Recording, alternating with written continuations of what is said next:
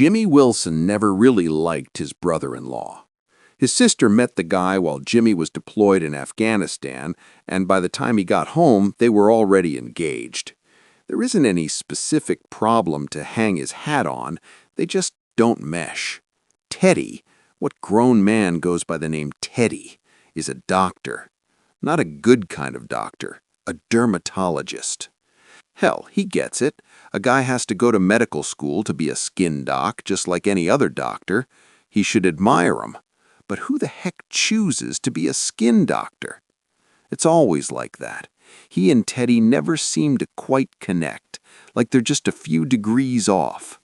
Try to talk about sports, and the guy keeps mixing up the Chicago Bears and Detroit Lions. But he can tell you the last 5 winners of some bicycle race in France that nobody gives a shit about. He drinks, but he drinks wine. Seriously, how the hell are you supposed to sit with a guy at a barbecue who's walking around carrying a frigging wine glass? To make matters worse, since Dad passed away, he and Teddy are always being shoved together. The girls are cleaning up in the kitchen after Thanksgiving dinner, and the men are shuffled off to the living room for half an hour of awkward conversation. Or the girls are all talking away in a gaggle at the picnic, while he and Doc stand next to the grill, lightly seasoned chicken breast for Teddy, trying to find something to talk about. Worst of all, he always kind of feels like Teddy looks down on him a little. He knows how Teddy feels about the war. They've never talked directly about it, but he's pretty sure Ted sees him as kind of an animal. Like those 10 months left him marked by more than just the speckle of shrapnel scars on his back and leg. Like maybe he's a little dangerous.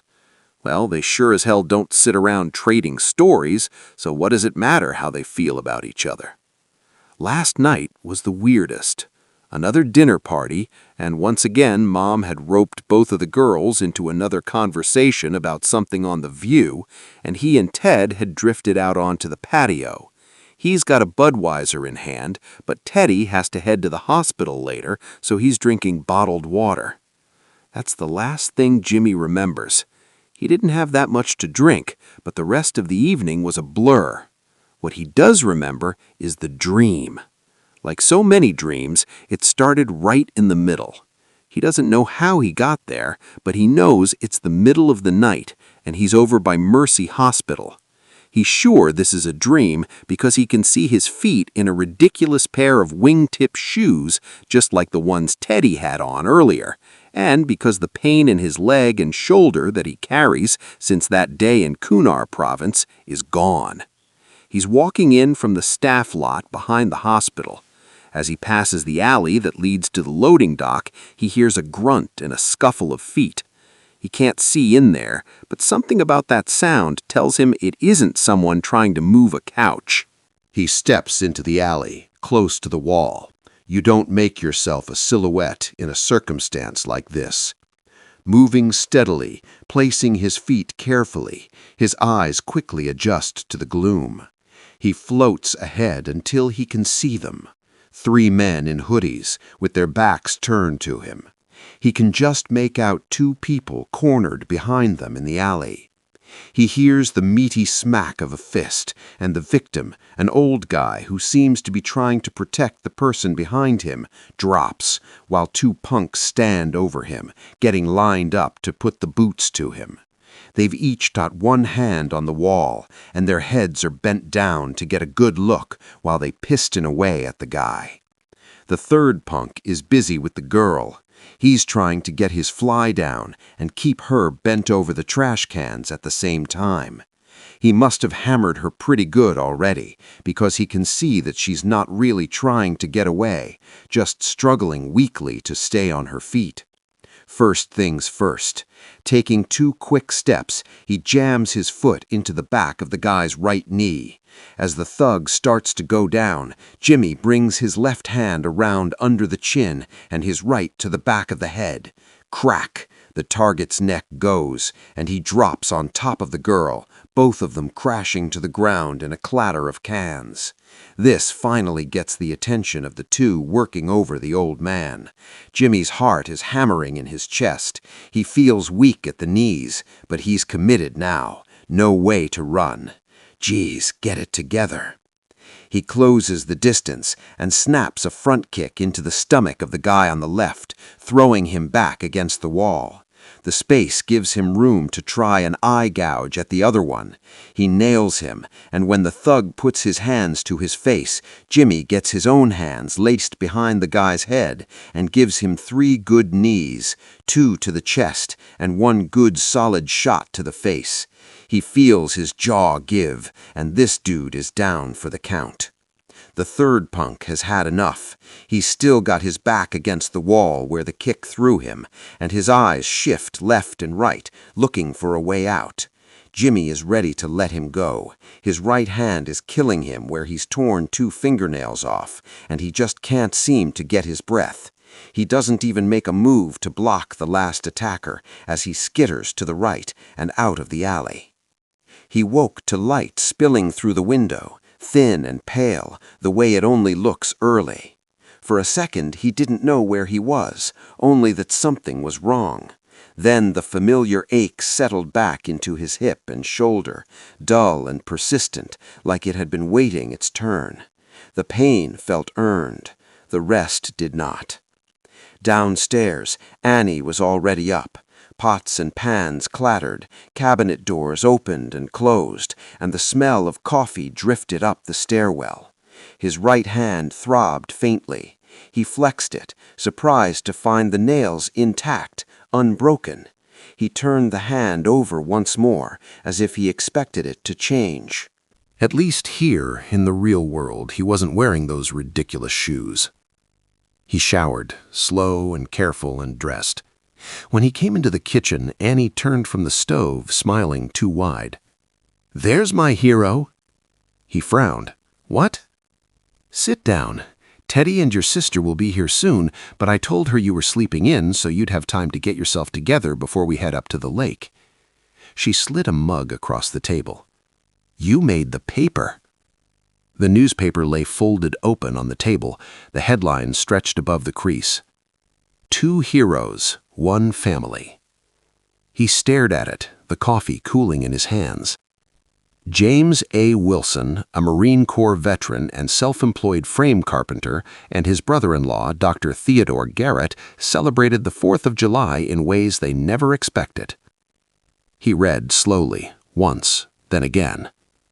Mr. Wilson, while driving his mother home from a family barbecue, had come upon the scene of a rolled minivan on Route 26. Crawling into the wreckage, he found Melissa Harding, a mother of 4, trapped between the steering column and the dash. Ms. Harding had suffered a double collapsed lung. Working in the confines of the vehicle, Mr. Wilson used a penknife to open an incision in the victim's chest cavity and maintained the opening by hand, allowing trapped air to escape and resulting in the partial re-expansion of the lung. A cold certainty settled in his stomach. As he read, he knew exactly where the cut had been made, not in words, but in distance and angle. Too high, and it would have failed. Too low, and it would have killed her. The space between those 2 points felt uncomfortably narrow and uncomfortably familiar. Chief of EMS Operations Gordon Merrick was quoted as saying, "We do not recommend this kind of treatment in the field. It's not a first aid procedure. It's something we would only expect from a doctor, and even then, it would be risky outside a medical facility. But there's no question that without Mr. Wilson's actions, Mrs. Harding wouldn't be with us today." His name looked wrong in print. The article went on. At the same time, on the other side of town, Wilson's brother-in-law, Dr. Garrett, was arriving for a consultation at Mercy Hospital Center City. He noticed an altercation occurring in an alley adjacent to the parking structure and intervened. 2 attackers disabled, 1 in critical condition with a severe spinal injury, a 3rd fleeing, later apprehended. "He moved fast," said Clinton Washington, one of the victims. didn't hesitate, didn't look surprised, like he'd done it before. Jimmie lowered the paper as the doorbell rang. Annie called out a greeting, and he heard his sister's voice answer, bright and amazed, already telling the story back to someone who had lived it. Footsteps crossed the hall. Softer ones followed. Teddy stopped in the doorway to the kitchen. For a moment, neither of them spoke. Teddy's right hand was bandaged, clean, careful work, but there was dark, dried blood caught beneath the nails. He stood square to the doorway, shoulders set, weight forward, like he was blocking something without knowing why. His eyes flicked to the paper on the table, then to Jimmie. There it was, that look. Jimmie knew it. He'd seen it in mirrors, in windows, in the faces of men who hadn't slept enough and remembered too much. A look that said you'd been somewhere you couldn't fully account for. Teddy's gaze dropped just for a second to Jimmie's leg, to the faint scar visible where his jeans rode up as he shifted in the chair. Teddy's jaw tightened, as if he expected the ache to bloom there. Neither of them smiled. Neither of them asked a question. Outside, Annie and his sister were already talking over each other, laughing, the morning pressing forward the way mornings always do. Jimmie folded the paper, slow and deliberate, and set it aside. Somewhere between the patio and morning, something had crossed over. He just wasn't sure which parts of the night were his, and which he'd borrowed. We hope you enjoyed the story. There's more to come. Subscribe down below. These stories are written by us, helped by AI, and then we put it all together and bring it to you.